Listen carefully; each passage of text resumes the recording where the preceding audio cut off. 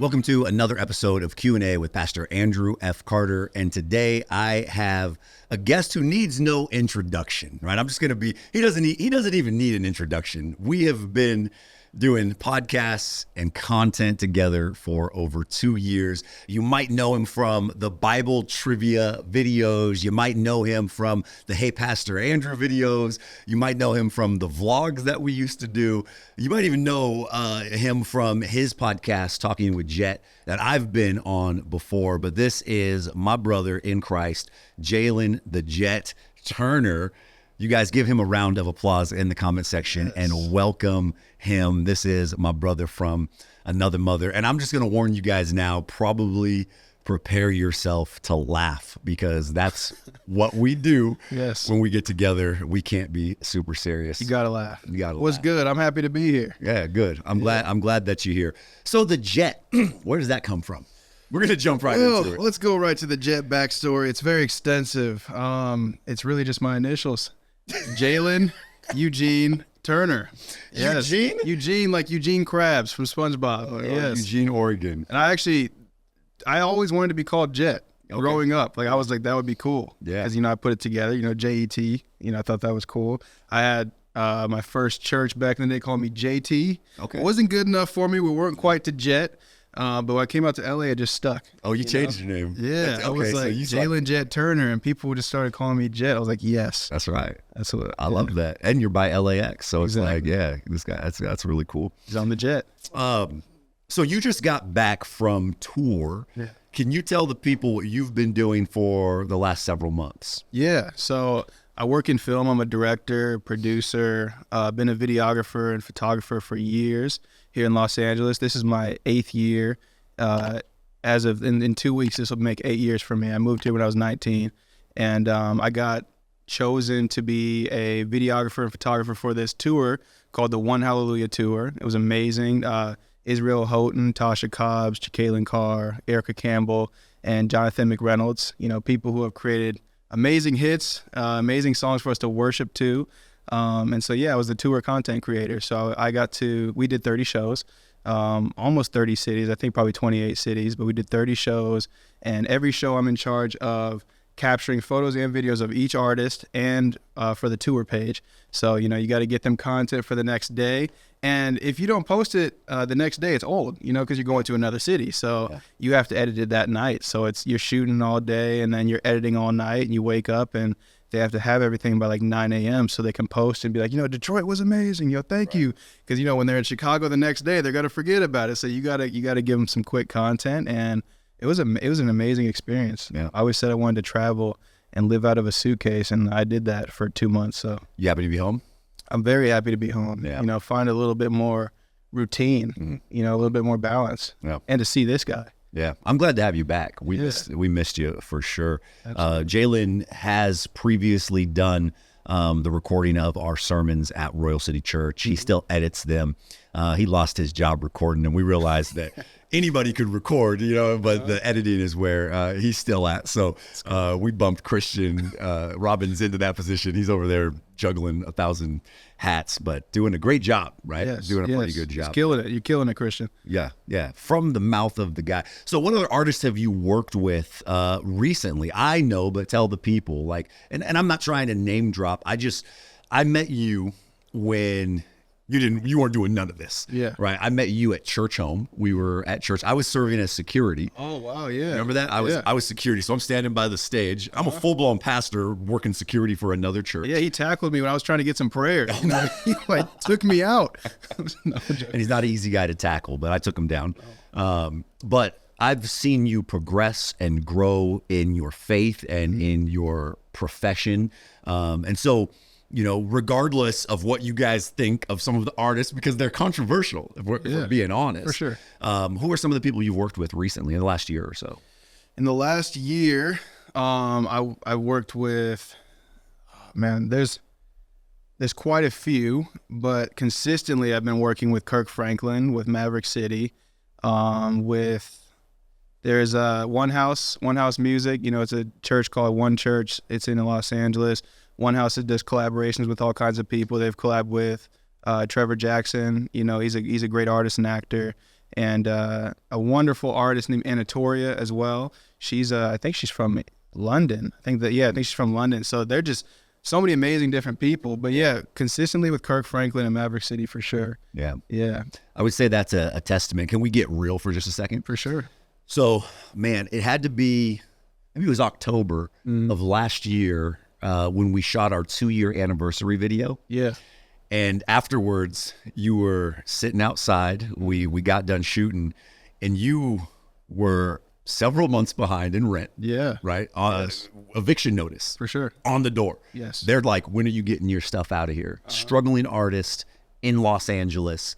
It wasn't for a lack of financial responsibility. It was like money wasn't coming in.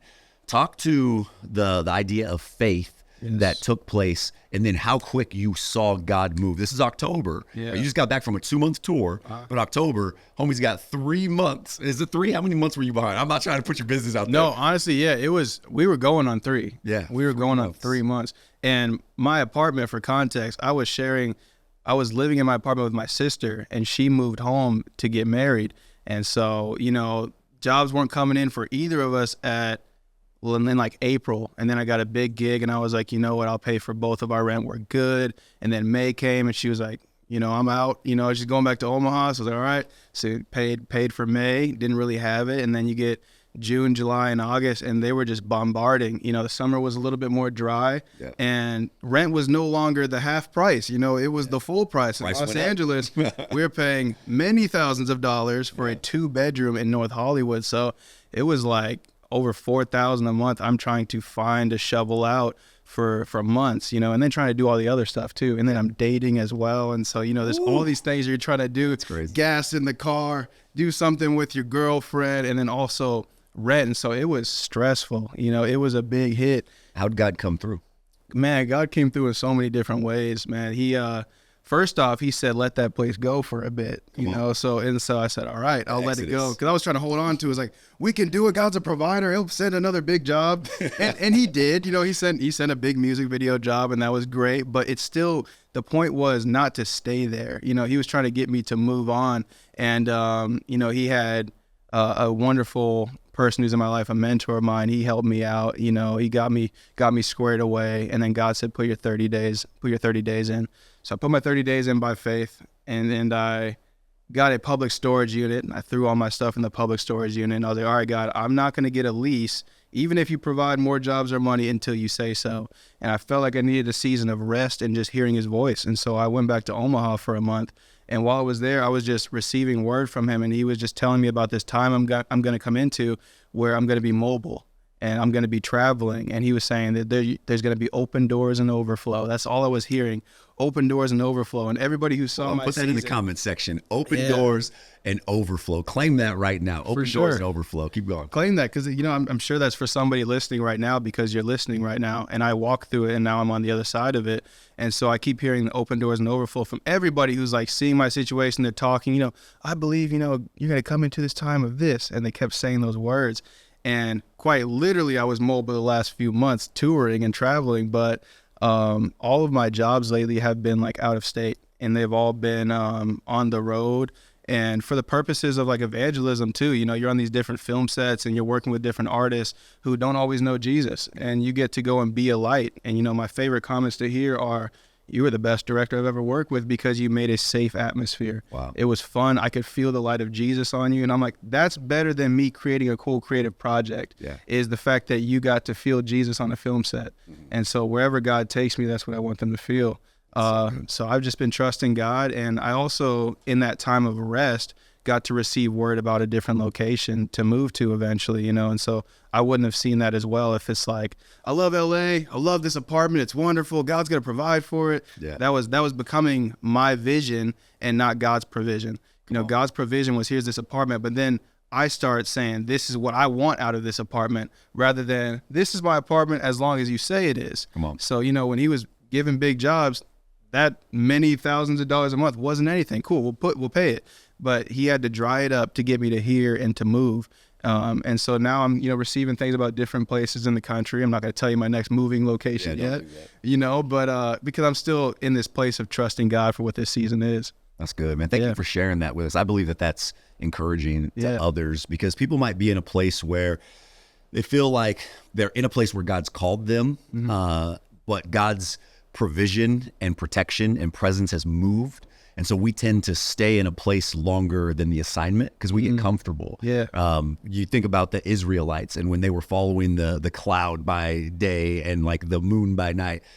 A lot of people would want to put their stakes down, oh, well, this is a good place. We've got manna. We've got water from a rock. Like, it's pretty cool. Like, let's just stay here. But God's like, no, we're moving. And the people would get complacent and comfortable, and they'd nail those tent stakes down, and they'd start putting pictures on the wall. And he was like, we're not done. Like, this isn't the final resting spot. We're moving to a new place. I need you to trust me and to follow me. So that's good. Very similar story, man. I love that. I want to share on that too. I had a revelation about that, is how you want to have fluid faith. You want to stay in the flow of what God is saying and not just what God is doing. Because God's going to do a lot of amazing things. He'll bring things into your life. He'll bring you to different places. But what's he saying? It goes along with what you're saying.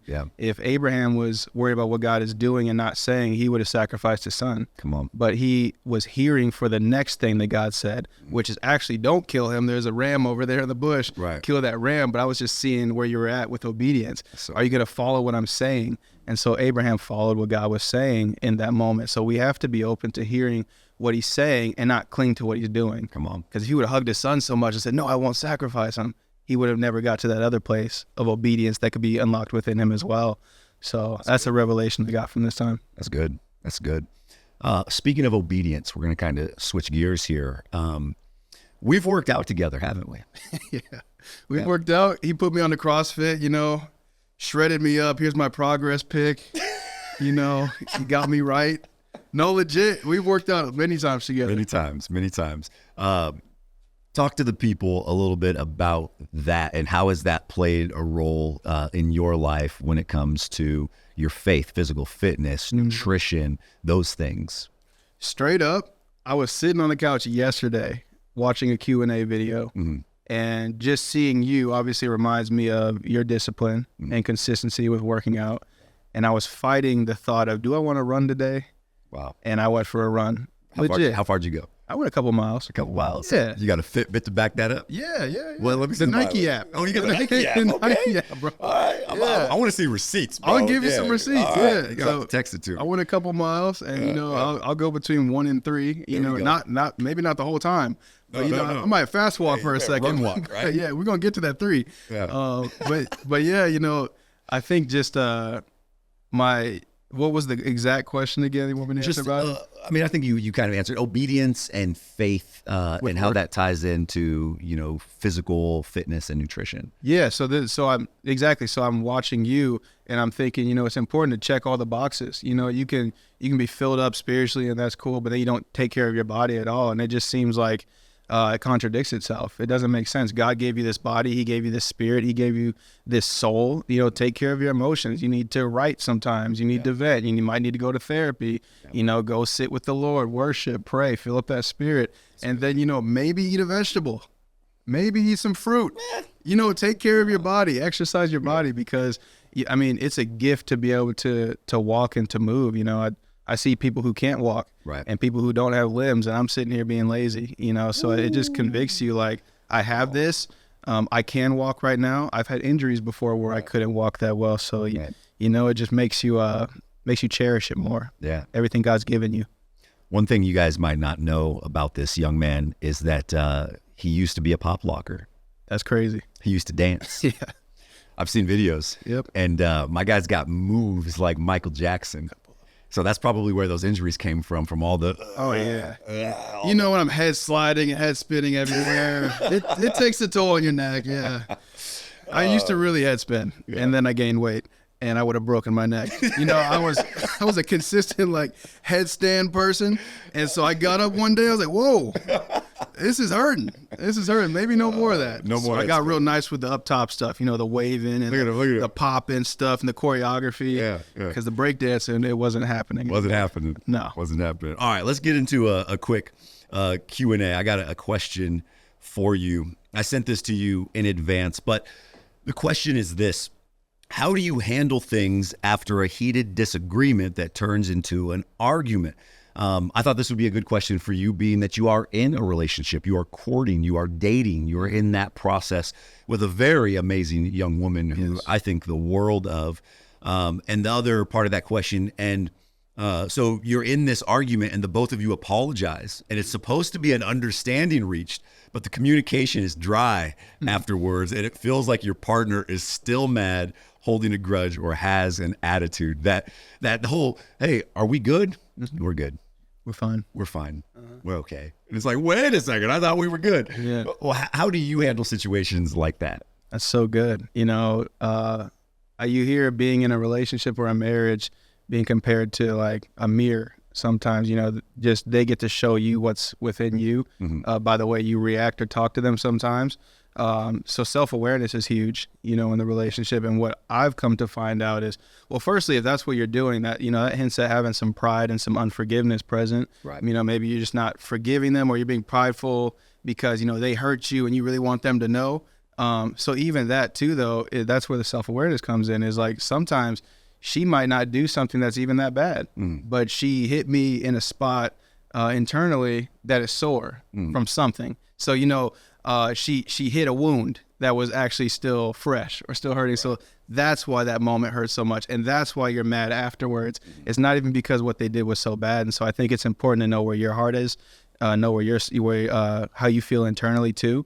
And yeah, you have to just let it go. You gotta understand everybody's imperfect, and it's tough to be in a relationship. It is tough to consistently reconcile with somebody and to fight to see somebody in the way you're supposed to. That's why many don't make it, especially in marriage. You know, you have to fight to see the person, fight to compromise, because you're going to see differently. So that's what I've learned. You know, I struggle with some different things. You know, I might struggle with rejection sometimes. And so if she'll say something or do something that makes me feel rejected, even if she apologized, I'm still like, yeah, but like, maybe I'm holding a little bit of something because I'm like, you rubbed up on that wound. Yeah. So you have to be self-aware. Yeah. That's good. And I would say from the other side of the person who's dealing with the person who is still wounded and kind of has an attitude is just gentleness. Yeah. Many times you'll make it worse if you keep poking and prodding. You know, sometimes you got to give people space, like allow them the space and trust that God's going to work that out. If you are in a godly relationship, you might apologize, things might be squashed, but there might be some residual or leftover kind of funk on that. And you've got to give them the space to process that. And so it's being loving. And guys, okay, listen to me, watch this. I want you guys to zoom in and look at me. Feed your wives, bring them food. Guys, bring them food, bring them something nice. I'll tell you what, if Kyra's a little like, I'm like, what's wrong, babe? Nothing. I'm like, all right. She's probably hungry. Let me make her some food, right? There, they say that, you know, food is a love language. They say that the way to a man's heart's through his stomach. It is the same in 2024 for women. Women, she might need a meal and a nap. That's it. Give her some space, go make her some food, and treat her like a princess. And she's going to snap out of it. She's going to come back around. What you don't want to do is go push the buttons. You don't want to go make things worse and like, oh, I thought we were good. And, you know, you go in there kind of stepping on toes. You just got to give them some space to let God do what God does. God's going to get a hold of them. And especially if they're in a relationship with the Lord, like there's that conviction of like, I'm still being hard-headed. He apologized. It really is squashed. Let me go check myself. But we usually don't give that space or that room to allow that. We go in there, I thought we were good. Everything should be straight. You know, oh, you need to read the word. And it's just like, calm down, big dog. Like, let her breathe and figure it out. God's faithful. So I've done that. Bro, for sure I did. Yeah. 100%. I'm like, that's not Christ-like. No. To just hold on to this the whole time. To keep holding on. Yeah. But that food thing is real. It's real. I feel like the Holy Spirit gave me a strategy the other day about that. What's the strategy? I mean, there's been times where we're trying to go on dates and like, you know, you wake up in the morning, you guys, you know, you get dressed on morning, it takes forever, then you meet up and you're going to the date and it's been hours. You didn't eat yet because you're waiting to get to the place to eat. Yeah. We like out of town dates. We don't always just date around LA. We like to go, you know, around the area. Yeah. So sometimes we're hungry. Sometimes your energy's low because of that. Dang. Sometimes you might have a little disagreement because of that or a tense moment. Right. So it was like, just keep snacks and keep like smoothies present. Like those little smoothies in the fridge. Get your blood You know, sugar little up. naked smoothies, like keep them around just in case. So if it's like, if we're not going to eat for hours, at least let's have this present. You were a Snickers. Just give her a Snickers. You know what I mean? It's like, Yeah. yeah, Snickers will do it. Snickers will take care of Pack it. a punch. Bam. Let me get you right real quick. That's facts. I love it. So you were supposed to come here with a question for me. What is your question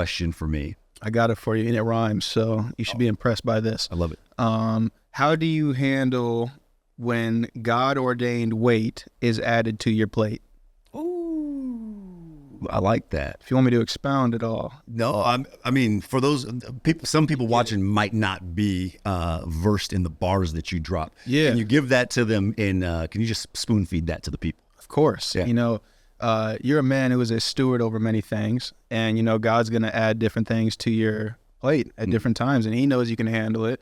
But I want to know how you navigate that. You know, like you're already having a ministry that's growing, but then you're speaking more different places. You're traveling more. Then you just had a baby, and this is God-ordained stuff. It's not like you're just busying yourself with randomness. Yeah. So how do you handle when God is like, here's more? Yeah. You've got to be so intentional with what you take on. Not every good thing is a God thing. And that's what I've realized is that I had a buddy, he's on our worship team. He texted me last night and he's like, hey, I'm in Australia for 2 weeks. They just offered me to stay another 2. What should I do? I go, well, what do you want to do? And he's like, I'm really not sure. I go, okay, well, what would that look like coming back home? He's like, well, I'd have to cancel some obligations that I have. I'd have to say no to some things I've already committed to. And I'm like, so you're going to go back on your word and commitment that you've made to other ministries. That is a good thing to stay, but it's not a God thing because those ministries are banking on you. It's last minute. What does that look like? You saying yes, but then going, no, I've got something bigger and better to stay. So it's being aware that not every door that opens is a door opened by God. Yeah. And so I have to be extremely intentional about what I say yes to. I have to be very prayerful. And in this season, and you mentioned the things that I've got on my plate, is I've had to cut a lot of things back that once were good, that once were God ordained, but we've shifted. And so I've had to cut ties with coffee and prayer 7 days a week, do it once a week. I've had to cut ties with a men's group that we would do online on Tuesdays. I can't do that anymore. So these are good things that were bearing fruit for a season, but I had to make an executive decision to let those things go. And you might have heard me say this earlier, but I'm going to say it again. Romans 8:28. Yeah. Right. It's that Romans 8:28. I'm empowered that regardless of what decision I make, if I do so with a pure heart and in faith, I know that God's going to lead that, guide that, and good's going to come from it. Mm-hmm. So if I cut something that wasn't meant to be cut, because I can do that. I might have cut the men's group, and he's like, whoa, you're cutting too much stuff, right? Yeah. You ever cut your fingernails too far back and it kind of hurts? Oh, I have. Or a toenail, you know what I mean? So, he's like, wait a second, you cut far too back. And so there's going to be pain associated with that cut that's going to bring to my understanding that, no, we need to bring that back or reestablish that. So he won't allow me to go down the wrong road for too long because of his goodness and love. So I have to make decisions with intentionality, with faith, and with a pure heart and trust that he will keep me on track regardless of what it is that I'm choosing and deciding on. That's perfect. So, Discernment. Yeah, that's good. That's good. So I just want to take a minute to honor you, man. I appreciate your friendship. I appreciate the accountability. You've been an accountability partner. We've had some pretty in-depth conversations in coffee shops, and we've talked about tippy toes and all kinds of things, piggyback rides. They're wild. Not wild. Because nobody knows what those are, but we're not cutting it either. Oh, geez. We're leaving those in. I knew that would make you laugh. That's crazy. Because those are insiders. But we've talked about just some real things. And I would encourage any man watching this, get yourself a Jaylen the Jet Turner. Get yourself an accountability partner, somebody who you can be open and honest and transparent with, somebody who will call you out on your stuff if they see you going off track, right? And you have the freedom and the respect in my life to do so because you knew me when I was securing a stage, right? When I tackled you. You got me when I'm securing a stage. So you've known me through the process and have been a friend and somebody who even inspires me. As somebody younger, you're a little younger. I'm not that much older. Couple years, right? Give or take. take.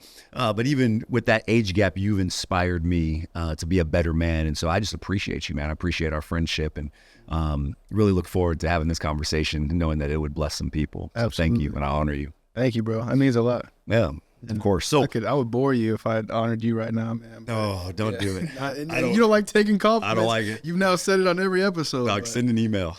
Yeah, I'll send you an email. I won't read it. You changed my life in many Seems like ways. it's for that first one. I'm like, I know, right? file that away. Yeah.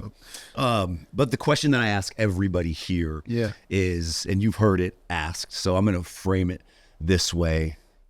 Married 48 years. Yeah. Right. You got 3 kids and 30 grandbabies. Your kids went wild. You didn't go so wild, but your kids went wild. All right.